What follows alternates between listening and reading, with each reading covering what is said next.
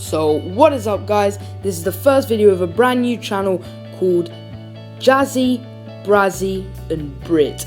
It's a brand new channel. I'm sure you guys will love it, and we are going to be uploading new daily content for you guys. Today I'm going to be talking about The Martian starring Matt Damon, a film I went to see yesterday and I thoroughly enjoyed. The film is about 6 astronauts that end up going to Mars for research, and they end up having to leave abruptly from the red planet. Mark Watney, in the top right of your screen, is played by Matt Damon and is the main character of this film. So these 6 astronauts, when in Mars, are told that there's a large storm coming their way and they need to leave immediately. The 6 astronauts, when going back to the rocket, they can hardly see anything because of the storm, and a big piece of metal comes and hits Mark Watney, sending him flying. The astronauts take him for dead and are forced to leave without him. The next day, Mark Watney wakes up and finds a way back to the place they were staying before, and has no way of contacting Earth or the spaceships. So the story is about how Mark Watney survives in Mars, colonizes Mars, finds a way to get more food because he doesn't have enough to last long enough for other astronauts to come and collect him, and that's basically the plot. Although I did really enjoy this film, there are some cons to it, even though it didn't really affect my overall opinion to it, but I still feel like it's appropriate to mention them.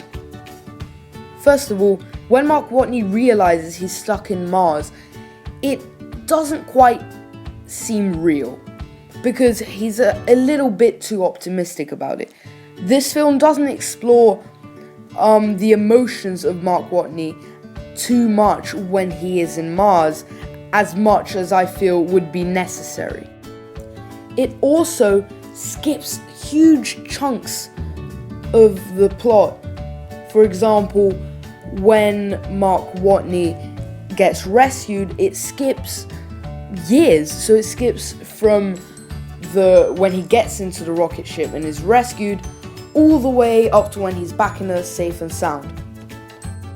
I would have liked to see how he's received in Earth, as the whole world has been notified about this and there's such a big deal and all these people are working hard to try and get him back, and the film doesn't quite show that. So enough about the bad stuff. This film keeps track of date in Mars using sols, which is days of the mission. First, when we start, it's Sol 58, I believe, when Mark Watney is left on Mars. It then goes all the way up to Sol 600, and they plan to Sol 900, so it's really a long time, and I think that's a great way to get the audience to keep track of the time in the film, and it's something I thoroughly enjoyed, seeing how everything progressed and how long everything took. Cutting into the next shot is the soil of Mars. When you look at everything, it really does look like Mars.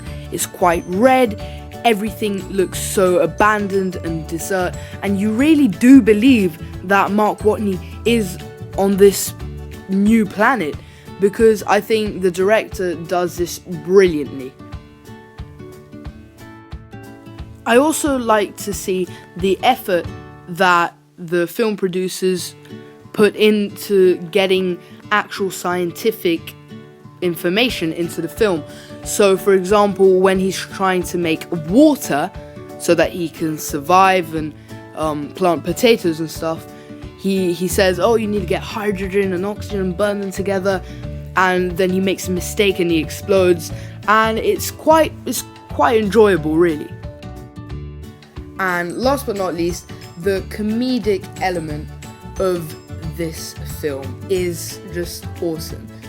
Even though it's quite a bit unrealistic that Mark Watney's so optimistic, I quite enjoyed watching some jokes he made, and also getting angry at NASA, and also there was a lot of independence that you could see from him. So for example, at one point he was doing something, I don't quite remember what it was, and he was like, well, they told me not to do this, but there's nobody to stop me.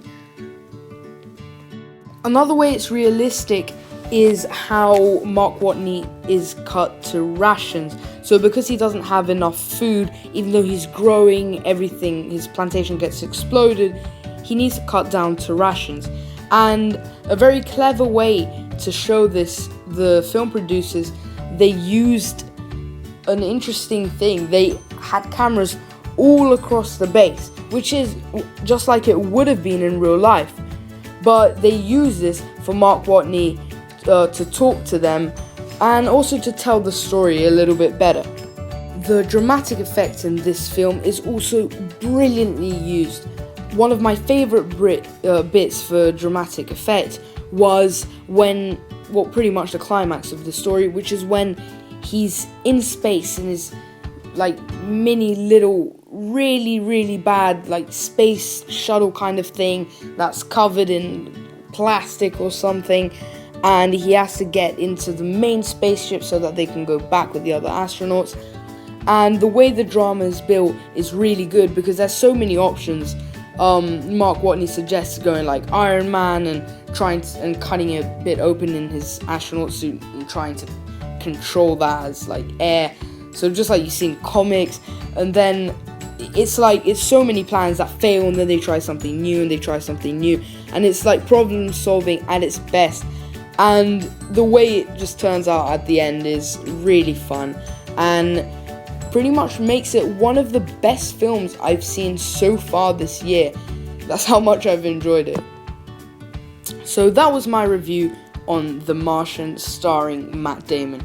I hope you guys enjoyed it. If you did, drop a thumbs up, comment, maybe even subscribe if you enjoy our content. It will be daily. Tomorrow, Brazzie will be uploading a new video for you guys, and I will be appearing on this channel next on Wednesday, where I have a rant about something secret. You guys will have to come back on Wednesday to find out what it is.